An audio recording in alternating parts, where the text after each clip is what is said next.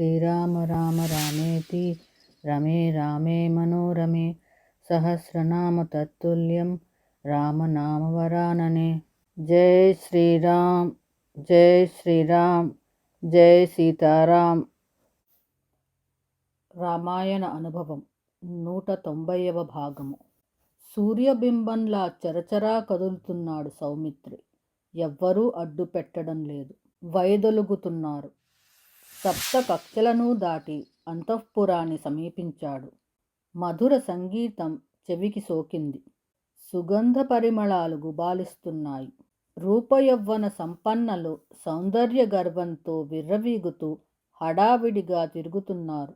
దండలు కట్టేవారు, గంధం తీసేవారు, ఇలా ఎవరి పనులలో వారు ఉన్నారు. ఇంక సుగ్రీవానుచరులలో ఎవరికీ తీరిక లేదు, తీరుబడి లేదు, ఎవరికీ అసంతృప్తి లేదు. ఎవరి మటుకు వారే మహారాజుల్లా ఉదాత్తంగా అలంకరించుకొని ఉన్నారు. నూపుర కలకూజితాలు, కాంచీ మృదునినాదాలు చెవికి సోకేసరికి లక్ష్మణుడు లజ్జితుడయ్యాడు. ఒక్క పెట్టున దిక్కులు పిక్కటిల్లేలాగా ధనుష్టంకారం చేశాడు. సుగ్రీవుడు అదిరిపడ్డాడు. వచ్చేశాడు, లక్ష్మణుడు వచ్చేశాడు. వానర మహారాజుకు గొంతు ఎండిపోయింది. తారా, ప్రియ, సహజంగా మృదు స్వభావుడైన సౌమిత్రి ఎందుకింతగా కోపించాడంటావు? కారణమేమయ్యుంటుందో? అకారణంగా కోపించడు కదా. మనం ఏదైనా అప్రియం ఇతనికి చేశామని నీ మనస్సుకు తోస్తే దాచకుండా వెంటనే చెప్పు. లేదా నీవే స్వయంగా వెళ్ళి స్వాంతన వచనాలతో సౌమిత్రిని ప్రసన్నుణ్ణి చెయ్యి.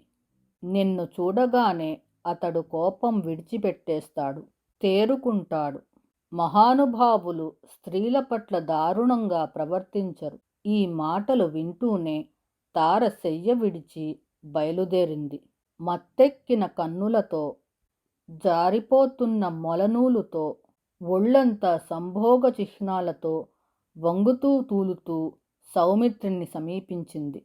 తారను చూస్తూనే లక్ష్మణుడు ముఖం తిప్పేసుకున్నాడు. కోపం జారిపోయింది.